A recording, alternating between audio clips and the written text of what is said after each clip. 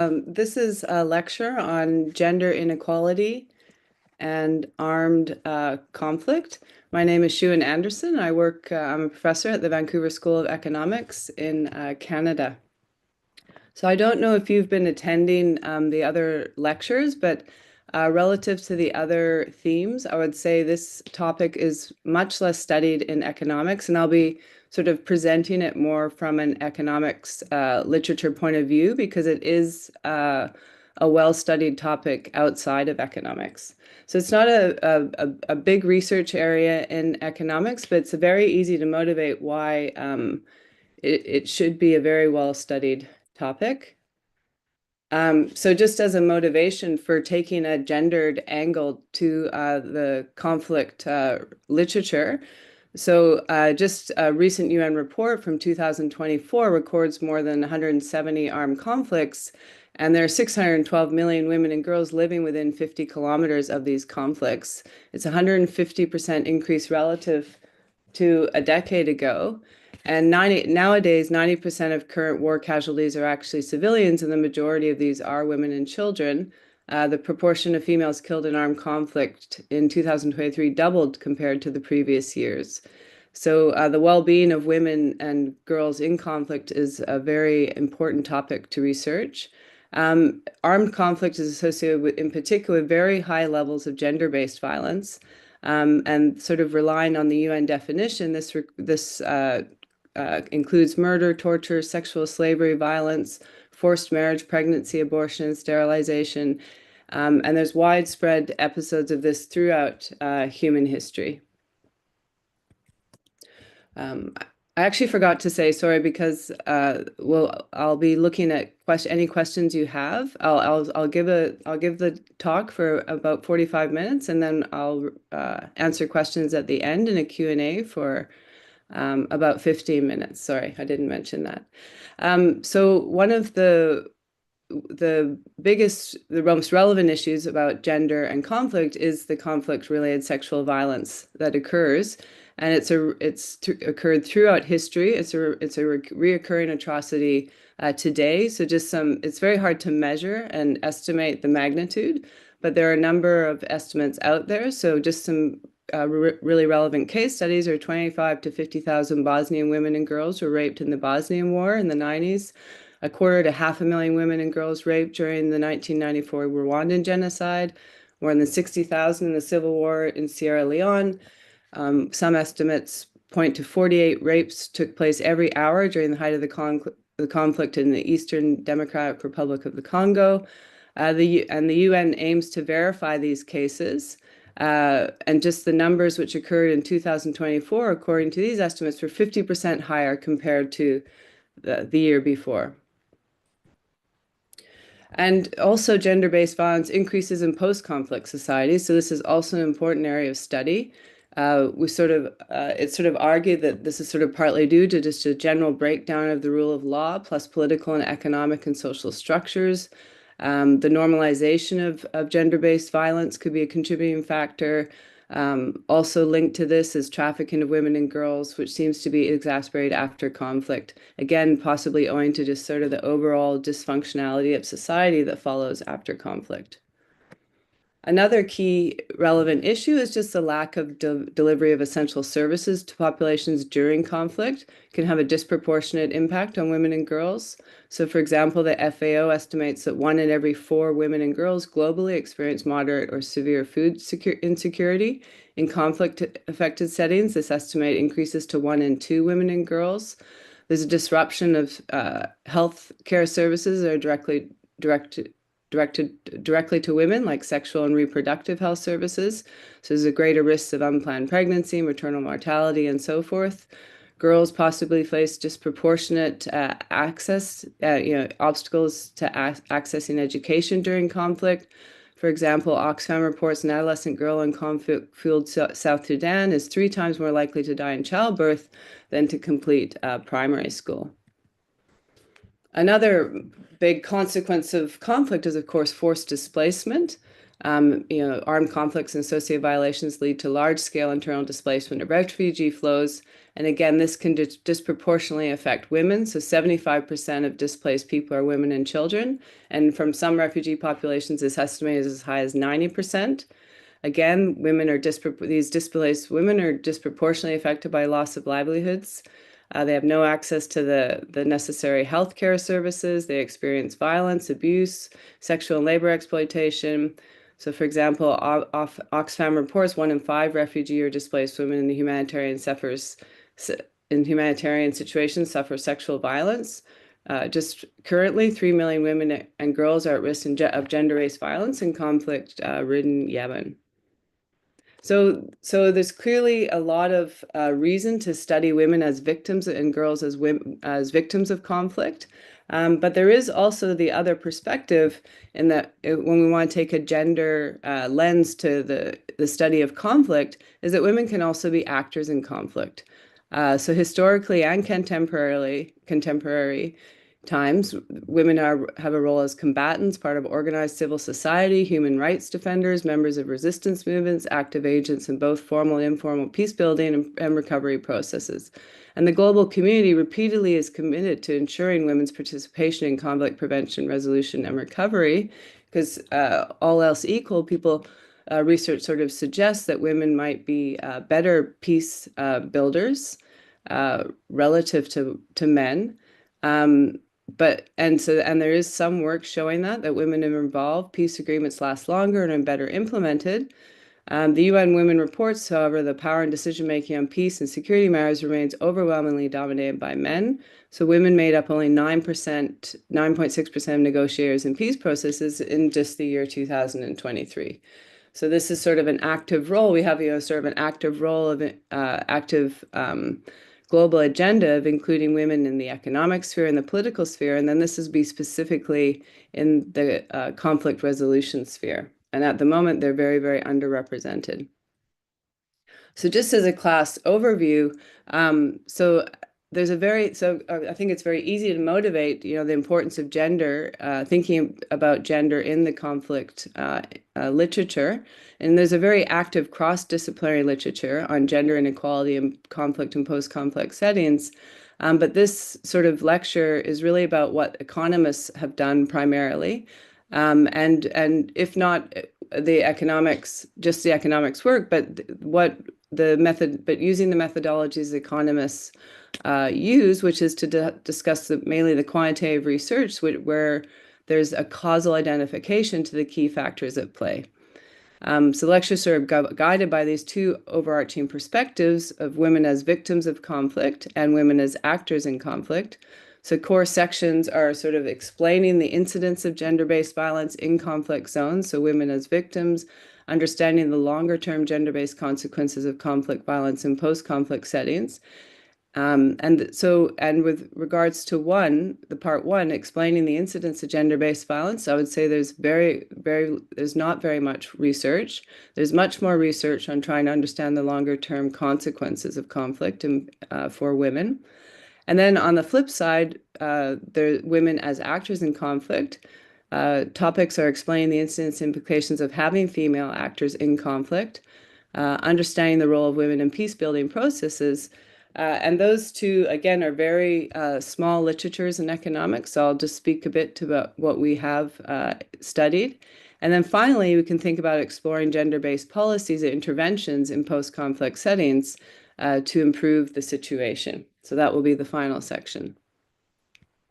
So just to start with female-targeted armed conflict, because economists are so focused on quantitative studies, there are very interesting databases that have, I would say, been underexplored. So the Armed Conflict Location Event Data Project, ACLED, which is one of the most primary data sets used to study conflict, they've actually recently curated a database on female civilian targeted events by armed political actors. So these are when women and/or girls are either the majority of the victims or explicit targets of violence from armed political actors. The data has been collected for a while, but there's very good coverage, quite complete coverage globally for the years 2020 to 2024. And we observe significant global variation in this indicator. So in very high incidence regions, there's been more than 100 global gender-based violence attacks on female civilians during the past 5 years. So the single largest number of attacks, around 2,500, occurred in Mexico in just that short time, followed by 1,600 in Brazil. And then other outliers are between approximately 600 to 750 in Myanmar, Syria, the Democratic Republic of Congo, and Nigeria. So here you can see the distribution. So this is using that database from ACLED across the globe, and the total number of attacks between in the 2020-2024. So as we move from red, which is no attacks at all, or up to 10, moving to the blue, you can see that the very high areas of where this gender-based violence is occurring, and that there's massive variation across the world to explain. So as I've sort of emphasized, the most dominant form of gender-based violence and armed conflict is sexual. We sort of rely on the definition of this from the UN Security General.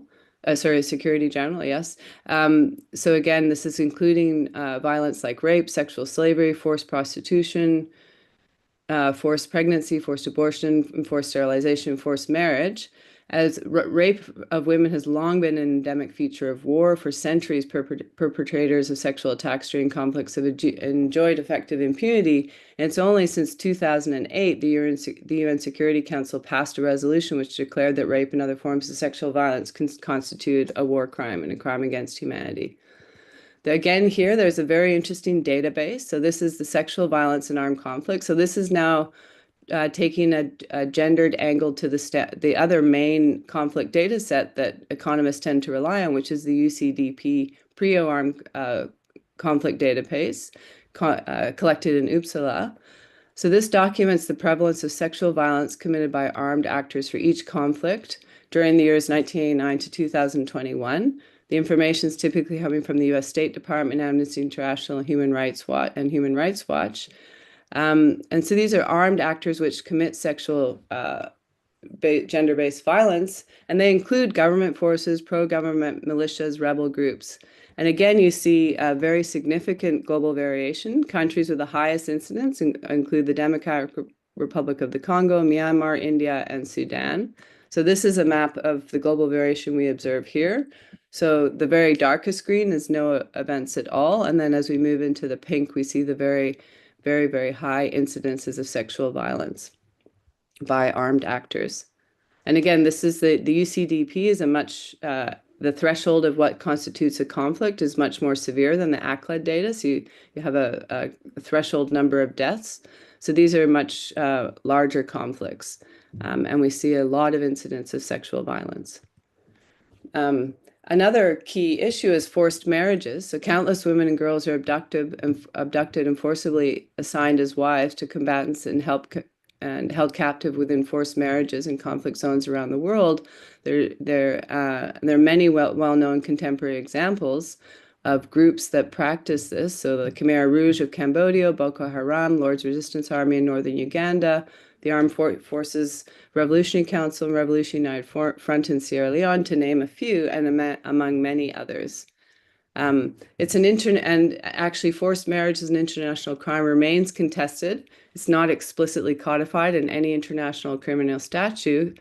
Sexual slavery is, but it is recognized as an international crime in many special appeals courts. So the first was the 2008 ruling by the Appeals Chamber of Special Courts for Sierra Leone. Several other courts have now brought forced marriage charges to particular commanders in a set of countries like Cambodia, Rwanda, Liberia, the DRC, formerly Yugoslavia, among others. There's only one quantitative study in economics that sort of tackles forced marriage. And this is where they sort of explore the relationship conflict could play for child marriage. So it's conceivable families are willing to marry off their young daughters for protection as a possible motivation for your daughter engaging in a forced marriage in the conflict setting. War tactics focused on harming girls, so sexual violence and girl recruitment could lead to early age forced marriage, so actual direct recruitment of girls for this purpose. So what this study does, and what a lot of the conflict empirical work on gender and the conflict settings rely on the demographic health surveys. And so they focus on the data from conflict countries in West Africa for this study. So the countries of Benin, Burkina Faso, Cote d'Ivoire, Ghana, Guinea, Liberia, Nigeria, Senegal, and Sierra Leone between 1996 and 2014 with the violent event data. So most of these studies that I'm going to be talking about are essentially taking the geocoded micro level data from the demographic health surveys and combining that with the violent event data, which is where you always have the GIS location to match that. And what you're just looking at is the strong positive correlation between conflicts, and there you can code up between which conflicts in which girls are threatened by sexual violence and girl recruitment, and you do see a much a statistically significant increase in the probability of child marriage. So sort of we again they don't we almost never have data on whether a girl has been engaged in forced marriage. So here we're estimating it or proxying it from an increased probability of child marriage. So then the motivations for why we observe such extensive gender-based violence during conflict. This is not a topic studied in economics at all. There isn't very much. I'll talk about the 3 papers that exist. In the political science literature, it is there is an extensive literature, and sort of to rationalize why we observe this to such a magnitude, they sort of put forth 3 in that work. They put forth 3 sort of explanations or sort of characterizations of gender-based violence during a conflict. So one is a tactic of war with an intentional purpose. Second is tolerated but not ordered by superiors. And third is just it's committed opportunistically by individual combatants. So I'll just go through what these 3 explanations refer to. So as a tactic of war, why would that be the case? So sort of sexual violence employed as a weapon to provoke terror, dishonor, demoralize, and emasculate the enemy is why this might be mandated, by superiors. It could occur with the intention of genocide. So deliberate impregnation of a community's women by the enemy can destroy the existence of a defined ethnic group, so thereby discontinuing ethnic bloodlines. As a practice in war, sexual violence is not necessarily, so this contrasts with the previous notion in the sense that sexual violence is not directly ordered or authorized from the top as part of a clearly defined military strategy. Instead, leaders tolerate it or simply fail to punish it. So wartime rape can be conceived in this case as possibly as a method of socialization. So armed groups that may be recruited by force use rape to create unit cohesion is one hypothesis put forth, and some evidence to confirm that idea. Women and girls are often exploited to supply sexual services to combatants. These instances could be encouraged by commanders as a type of payment to combatants who do not regularly receive wages. So they view rape similar to looting from local populations. So that's another possible reason for why it goes on so extensively. A final explanation is just it's sort of an opportunistic behavior. So these are more random events committed by rogue combatants, which due to overall general chaos of conflict. So these sort of idea of runaway norms and cultural breakdown in this context, men can do things they typically might not do, but the relevant mechanism would be acts are primarily driven by private motives or individual urges. So that's a possibility as well. And so there have been studies of using this sexual violence and armed conflict database in political science, sort of looking at kind of some explanations of why it varies across the world so much. And you do see this dramatic variation. So sexual violations are very common, as we see from those maps, but they're not ubiquitous. So even within the same country or complex setting, some armed groups will commit sexual violence while others do not. So it's a big puzzle as to why, and it's a big important research questions. And what you do see just looking at that data overall, the state militaries are more likely to be perpetrators of sexual violence compared to either rebel groups or militias. So that's sort of a stylized fact that comes out of the data. And then another puzzle to this is, why does sexual violence continue even into the post-conflict period, sometimes at very high levels? So when you're thinking about the motivations during conflict, you sort of need to understand, well, also, why would it extend past the conflict period, which it appears to do so. And just so that I've sort of highlighted, I think this is a very interesting area of research. And there are these very relevant data sets that mainly come out of political science that economists have not looked at that much. So there is the SFAC data set that I've already mentioned, sexual violence as a category, and the ACLED one. There are these other interesting data sets on collective rape, coded from newspaper articles, covers 37 countries. There's one on just sexual violence committed by state security forces. And then there's another one put forth on extreme war rape. So these are cross-country data sets that have not been studied that extensively. So there are 3 papers in the economics literature that have sort of tried to understand this variation.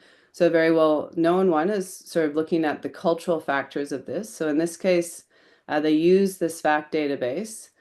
And they sort of explore how gender-biased norms could increase this incidence of using sexual violence in conflict. So there they sort of link the SFAC database to ethnic group level characteristics. So in here they're looking at ancestral arrangements that support more gender unequal norms. They sort of code up whether an ethnic group is a sort of pro-woman society versus a not pro-women society, as measured by a few norms that are agreed upon, that are some pro-women and less pro-women. And what they find is the ethnic groups because this is just looking at ethnic conflict in Africa, the ethnic groups that have more gender unequal norms are also more likely to engage in sexual violence during conflict than those where women have historically held a more prominent role.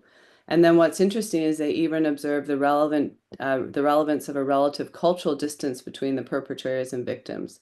So perpetrators are even more likely to use sexual violence if the relative difference in these gender-biased norms is higher. So it seems that they sort of perceive a relatively improved position of women as a threat to their ideals, so they use sexual violence even more to reassert what they would perceive as a lost cultural norm.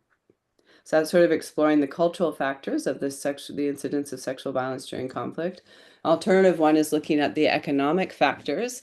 So this study is looking at the sexual violence indicators from the ACLED database, and they look at the role of economic shocks in explaining this variation. And what they find is an increase, again, this is the African context, an increase in the value of artisanal mining increases the incidence of sexual violence used in conflict. So they sort of argue that it seems to be used as a tax. So this type of violence serves as a non-lethal means for armed groups to enforce high taxation while preserving the local labor force. And finally, this is work that I'm actually involved with, where you can sort of think of it as exploring more the psychological factors or the behavioral explanations of using this type of violence. So here we're using the ACLED and SFAC database, and we're actually testing whether climate change threatens to intensify this type of conflict. And we find that, so the outcomes here are direct killings, forced kidnappings, torture, sexual violence against women. And we find that negative climate shocks exacerbate female-targeted civilian conflict. And what we find the results are most consistent with are behavioral response on behalf of male perpetrators, linking this sort of negative climate shocks to increased stress and heightened aggressive reactions towards females. And what we find is these indicators of societal female empowerment actually mitigate these effects. So it seems to be that our male actors engage in even more gender-based violence induced by this increased climate stress and vulnerability in societies with gender-biased views and norms. But in general, there's enormous scope for further causal empirical investigations. So you can imagine trying to tackle questions like the determinants of gender-based violence across different contexts, the determinants of gender-based violence in conflict and post-conflict settings, the determinants of different forms of gender-based violence, and then just the most fundamental question, why do some conflict actors commit this type of violence and others do not? So we have very little literature in this in economics. So by contrast, looking at gender-based consequences of conflict, there's a much more extensive literature trying to document the impact of conflict, the causal impact of conflict for consequences on women and girls. There's sort of four key areas of research in this literature, and this is sort of, again, a more extensive literature in economics. So one key outcome is focusing on intimate partner violence. Another is education and health outcomes, the issue of forced displacement and demographic shifts. So I'll go through those each in turn now. So the literature, there's significant literature sort of documenting that increased exposure to armed conflict as a result of that, post-conflict, you see, so we sort of already talked about the incidence of sexual violence during conflict. This is now the study of how exposure to armed conflict seems to increase levels of IPV, intimate partner violence, among victims of war. So again, we don't know exactly why this happens, but this is sort of a correlation, a significant correlation that just shows up over and over again. So there's a lot of studies, a number of studies that coming out of sub-Saharan Africa. So again, as they're combining the data from the demographic health surveys, which have very detailed data on the incidence of intimate partner violence, with records of conflict events, generally through GIS locations. They're merging these data sets. And then they're sort of exploiting within country variation in conflict exposure to identify the effects of conflict and so exploiting variation across clusters and over birth years. Or alternatively, you can exploit the year of marriage. So you exploit the variation in, so for example, you exploit the variation in genocide intensity across localities and variation in women's years of marriage to identify the effects. So you can test whether the conflict altered the risk of spousal violence in couples that formed after the end of, say, a genocide relative to couples that formed before. So there's a number of studies for coming out of sub-Saharan Africa, and they all point to a statistically significant increase in intimate partner violence with exposure to armed conflict. There's also examples from ex-Soviet countries doing the same, using the same methodology for Armenia, Azerbaijan, Moldova, Tajikistan. Their childhood exposure to conflict increased the risk of intimate partner violence. A few examples, but less so coming from Latin America. So they're relying on data, say, in the Peruvian context from the Peruvian Truth and Reconciliation Commission, and the conflict between the Peruvian Communist Party Shining Path when they declared war against the Peruvian state. Also, the Colombian conflict has been examined, so decades of violence following the Colombian government, involving the Colombian government, FARC, and other rebel groups, as well as right-wing paramilitary and organized crime cartels, again, combining the demographic health survey data with the conflict data in this case, again, we find exposure to local armed conflict violence linked to elevated risks of intimate partner violence. So why? So again, why would this be so linked? So you're linking, just exposure to conflict. It doesn't even have to be exposure to sexual violence during conflict, and you see an increase in intimate partner violence post-conflict. So sort of one argument is the normalization of violence. So war can have a desensitizing effect on the perception of violence and create a dehumanized view of victims. Possibly the psychosocial repercussions of war trauma could result in more aggressive behaviors on behalf of men. And there's some suggestive evidence, but again, these are sort of not incredibly direct evidence, but you do see evidence from women in the US married to active duty military will be more exposed to intimate partner violence. Individual soldiers, and there is one study showing that individual soldiers exposed to wartime sexual violence against women during conflict in the Angola conflict were more likely to increase their wives are more likely to experience intimate partner violence. So there's some efforts to try and identify this channel. An alternative is just amplification of patriarchal norms. So violence against women is viewed as a natural behavior of being male. So given that we also observe a worsening of other female empowerment indicators as a result of conflicts, like women's relative household decision-making power, it's possible this is just another one of those norms being, male bias norms being exaggerated after conflict. And so you can think of how people have tried to sort of study this. So one example has been looking at exposure to military bases. So assuming that on military bases there are more anti-women or sort of female bias norms on military bases, then they sort of show that if exposure to just military bases, and for example the Colombian municipalities, or another example is U.S. military bases during the Vietnam War, you see an increase in intimate partner violence as well. So that's sort of trying to identify this channel a bit. The other key outcome of focus has been just this idea of health and educational outcomes from that channel of a lack of essential services. So there we could observe the hypothesis that we see a disproportionate impact of females. And there is some evidence of that. So with regards to health outcomes, again, these studies are typically relying on the demographic health survey data, linking it with the conflict data. For example, there are a few studies coming out, quite a number of studies from sub-Saharan Africa showing that the negative effects on probability of delivery in a health facility or the higher risk of maternal mortality if you've been exposed to conflict. A worsening of long-term adult female health. This is in the Peruvian context. The indicators were height and anemia. So that's showing that if you were exposed to conflict when you were younger, that you have worse long-term health outcomes later, just in terms of these basic indicators. Again, another reduction in the use of modern contraceptions, an increase in unwanted pregnancy. That was in the northern Mali found examples, or impacts of the second intifada on Palestinian women. They found an increase in the probability of having a child of low birth weight and late pregnancy complications. So these are evidence of showing these negative health outcomes for women as a consequence of exposure to conflict.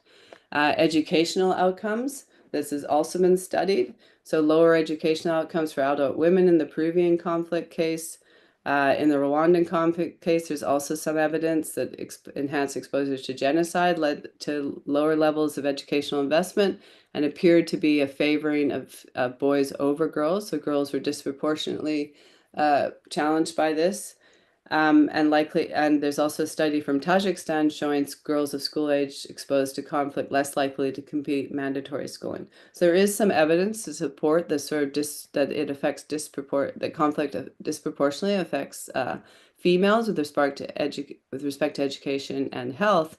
But in fact, I would say it's not super strong evidence. So other contexts and other outcomes, we don't see such strong gender differences. So for example, in the education case, school completion, we actually find boys and girls are equally affected by conflict. So conflict is bad, causes negative education outcomes across the board. So these are studies from sub-Saharan Africa. We don't see a lot of difference. There's another one from Guatemala exploiting the 36-year-long civil war there, and they see an overall declining impact on school completion for boys and girls is of similar magnitude.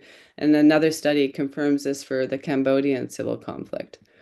For health outcomes, we also see this as a possibility. So, for example, in sub-Saharan Africa, there was an examination of how conflict affected timely childhood vaccinations and treatment of common childhood illnesses. We find that it decreased it, but equally for boys and girls. Another example from Côte d'Ivoire, the health setbacks were actually stronger for boys than girls. In another case of the 50-year conflict in Colombia with the FARC, again, no discernible differences in demand for healthcare services, neonatal and infant mortality rates, or birth outcomes. So again, I don't think it's so conclusive to say that girls and women are disproportionately affected in this regard. So we see some studies that suggest that and other studies that don't. And a final interesting hypothesis and something that comes out of this literature is to look at, this is a very old hypothesis by Trivers and Willard, where conflict actually affects sex ratios at birth. And in fact, it leads to sex ratios in favor of girls. And there's sort of a biological explanation for this. So females evolved to favor offspring of a particular gender according to their circumstances. So women favor daughters in poor conditions because this actually maximizes the number of surviving grandchildren. So this is an evolutionary explanation. We want to maximize the number of surviving offspring. So in fact, to do that, and when you're in a conflict setting and you have a lot of people dying, it's actually better to reproduce girls, females, because then the species will be reproduced at greater numbers. And so this is sort of a simple evolutionary explanation, but we actually see some evidence of this. So this has been studied um, in the civil conflict of Nepal. They noted that women exposed to the civil conflict experience during pregnancy increased the probability of spontaneous abortion and the probability of newborn as female. And there's actually evidence of these biased sex ratios at birth uh, as a consequence of the 2001 terrorist attack in New York City. So what you're seeing is exposure to conflict actually biases the sex ratio of birth in favor of girls. So that's a very interesting hypothesis. Okay, just with regards to forced displacement, I'll go over, I'm sort of running a little bit out of time. So again, so I think it's very easy to motivate why the study of gender is so relevant in this case.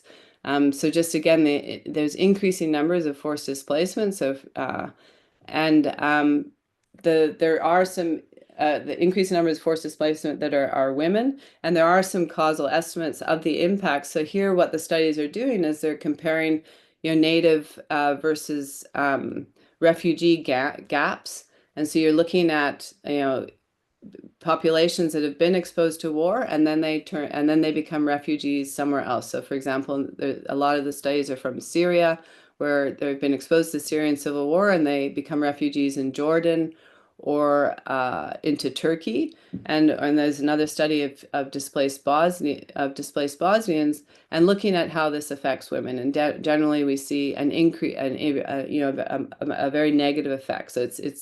So we find that exposure to war, for example, increases the risk of IPV, but even more so if you become a refugee. And other indicators like early marriage are affected and so forth, and worse labor market outcomes.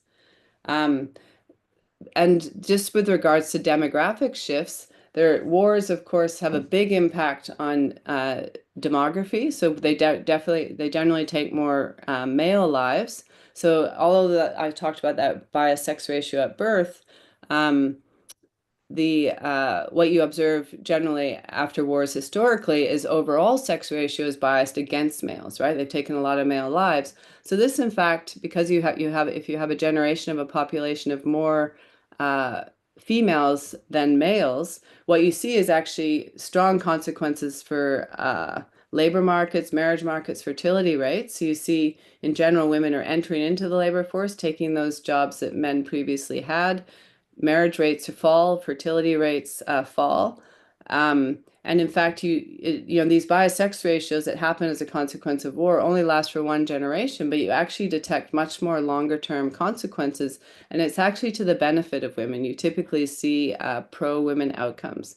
So this is a well-studied topic in economics, looking at shocks from World War I and World War II.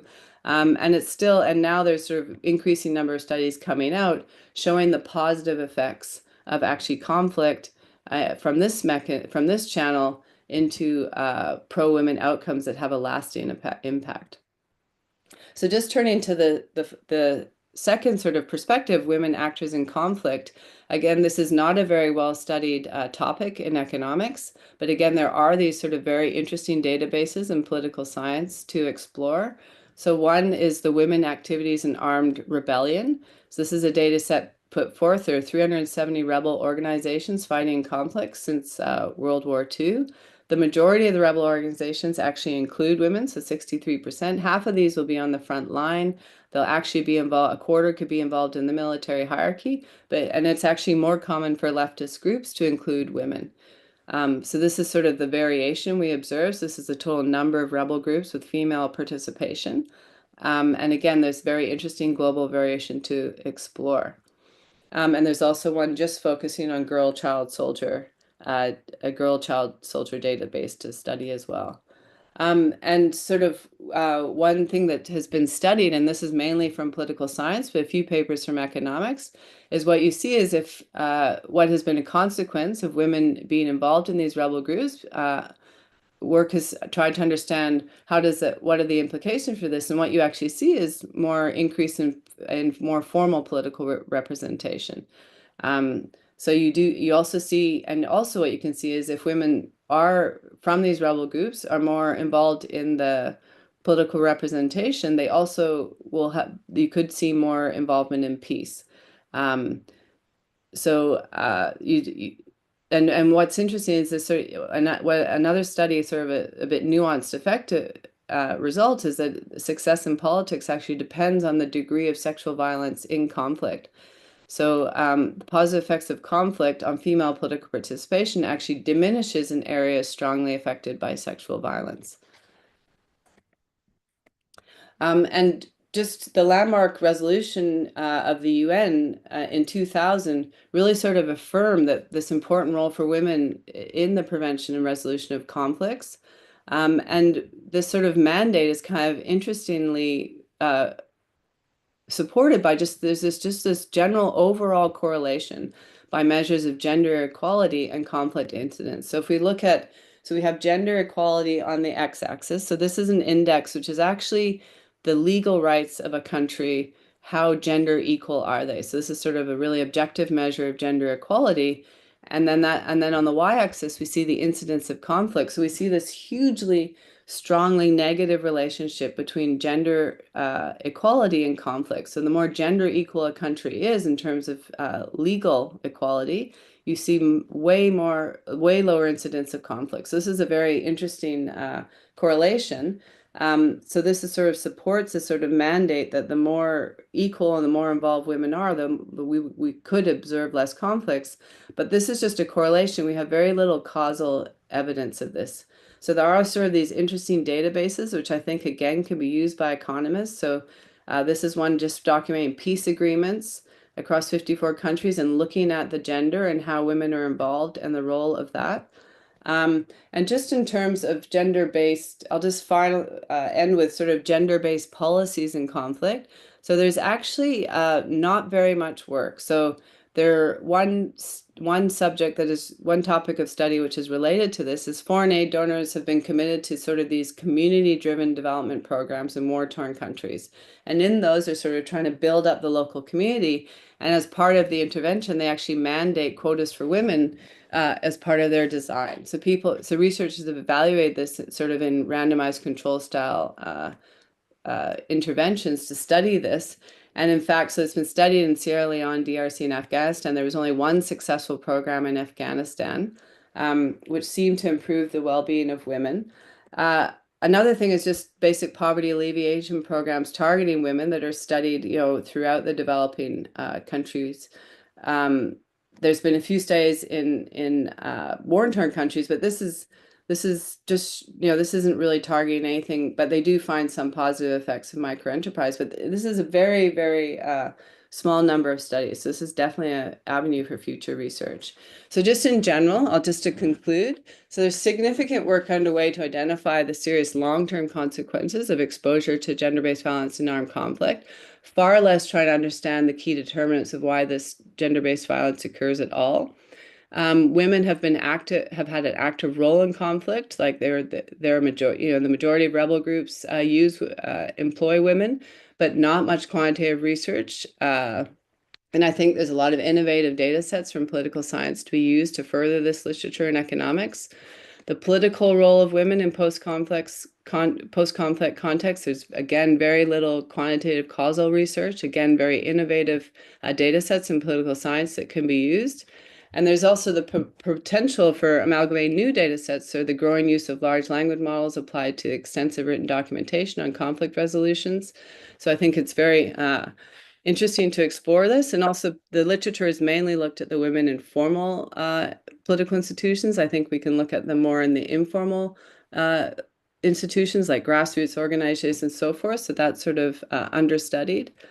And there's great work, great scope for more experimental research on gender inequality and conflict and post-conflict settings. A handful of evaluations on standard poverty alleviation interventions, but there could be much more experimental work aimed directly at evaluating policies based on gender bias to reduce gender bias behavior seems paramount. And there's also even work for conceptual theoretical work here, trying to understand more formally why some armed actors engage in gender-based violence while others do not, and also conceptual frameworks which explicitly address political economy forces and tensions, determining participation or inclusion of women in the peace building and conflict resolutions. Okay, thank you. So I'll stop here and ask any questions that you might have. Answer any questions.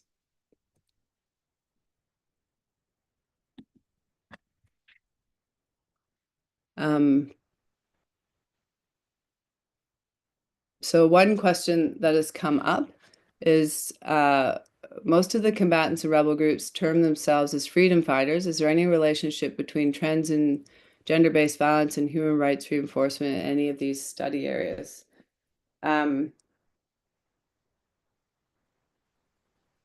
Not that I know of.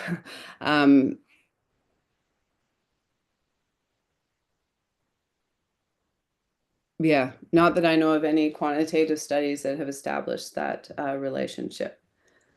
A second question is when using household survey data to link conflict data, what is used to link those two databases? Is it only location? Yes, it is. It's only the GIS location. So typically, you know the latitude and longitude uh, location, and you're matching it like that. That you know that location of the conflict. So then you're trying to do the best you can with whatever household survey data you have. So sometimes it could be at the more aggregate level, sort of a municipal DHS surveys. You know, kind of the GIS location of the cluster, the survey cluster, and you're matching that. How much does the state institution impact gender-based violence? Strong rule of law. Yeah, again, not super well studied yet, I would say. So this is asking whether the rule of law plays a role in reducing gender-based violence. Again, I don't know of a quantitative study, and you could actually do that, right? So you could look at the indicators of that we have these indicators at the cross-country level of the strength of the laws and how well the rule of law is enforced, and you could actually check that correlation. I didn't see that in those estimations, so that would be a good thing to do.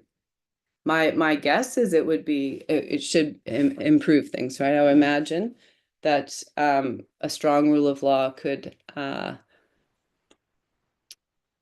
play a role in reducing gender-based violence. I mean, what you do see is a strong rule of law does improve other indicators of gender equality.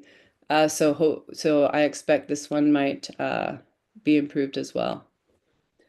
Another question is there any explanation for why women often step up during wars, assuming male-dominated jobs, but then step back once the wars are over? This is, for example, what we saw after World War II during the war, but these gains did not seem to be sustained. Yeah, so I would say the most of the work has shown well, definitely an increase in women entering into the labor force after wars, and there is a sense to be a lasting impact. So, for example, the stagnation in women's labor force participation in Western industrialized countries after the war is has only started to stagnate after the 90s. So I don't know if I would link that directly to the war, and it sort of. So I think that's a hard statement to make. Yeah. So I would say there are some lasting impacts, but yeah, they might not be as lasting as we expected, but I wouldn't say that had been established. Have there been studies that investigate the presence of female soldiers on sexual violence? No, not that I know of, actually. So that would be another good investigation. sorry, I'll just.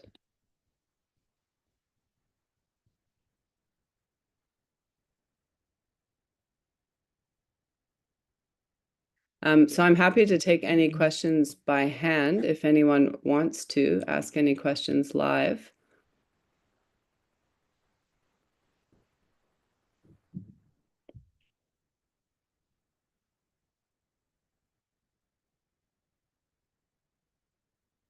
So yeah, so if there are no more questions, oh, okay. Sorry, now I have to find the hand.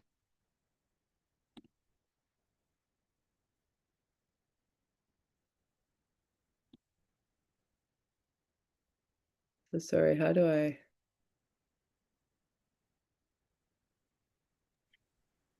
Hi, you can Oh, speak, I think. I oh, think the okay. person has unmute themselves, so you can speak.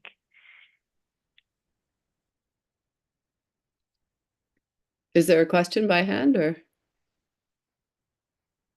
There's another question in the chat that asks, have there been any impact evaluations on reskilling programs targeting women? No. So, I mean, this is what was surprising when I reviewed the literature was that there are almost no impact evaluations targeting women precisely over these issues. So actually, maybe one of the evaluations, but it was mainly these sort of standard poverty evaluations of micro on the impact of introducing micro loans. So it could have been that one of those interventions had a skill-based, because it was sort of one of these bundled interventions. It had a skilling, introducing skills to women. But again, we need way more work targeting exactly, something particular about that's more particular to the context of conflict. So these are just sort of these standard poverty alleviation interventions that happen everywhere and then just happen to be done in a post-conflict setting. So again, I think we need interventions that are targeted directly to the conflict context. Another question, are there any studies that evaluate the impact of conflicts and pandemics which happen at the same time? No, I don't think so. That's it again, another very important area of inquiry. Do women in rebel groups play different roles than men? Yes. So they will be less likely on the front line. I mean, so they're about only a quarter of them will be involved in the military directly. Often they'll play a domestic role or organizational role, a more sinister sexual role. So they do definitely typically have a different role. And interestingly, in some rebel groups, they'll have a female sort of wing and a male wing that actually even operates separately. So that's sort of very interesting.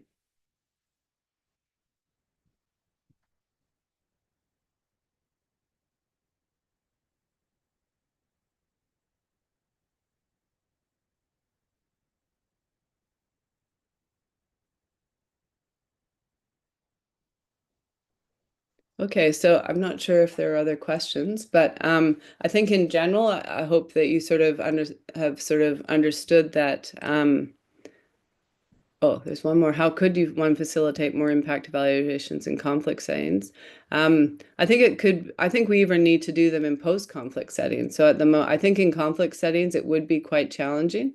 Possible though, to work with NGOs that are involved in conflict settings. I think that would be possible, but even we just have in post-conflict settings, it'd be much easier. The conflict wouldn't still be going on, and we have really only about 4 or 5 studies, so there really needs to be much more research. So yeah, in general, I hope you've taken away from this that this is sort of a really important area of research, and as a cohesive sort of study area of focus of research in economics, it really is not there. So it's sort of there's a lot of room to develop this. There's a lot of I think it's a more active research area, particularly in political science. And there they've already done a lot of work to create some very interesting databases that could already be used. And yeah, anyone interested in doing impact evaluations, it's just like a huge open area of research, especially tackling sort of the gender-based violence aspect or any other bias, any other outcomes that affect women and girls disproportionately.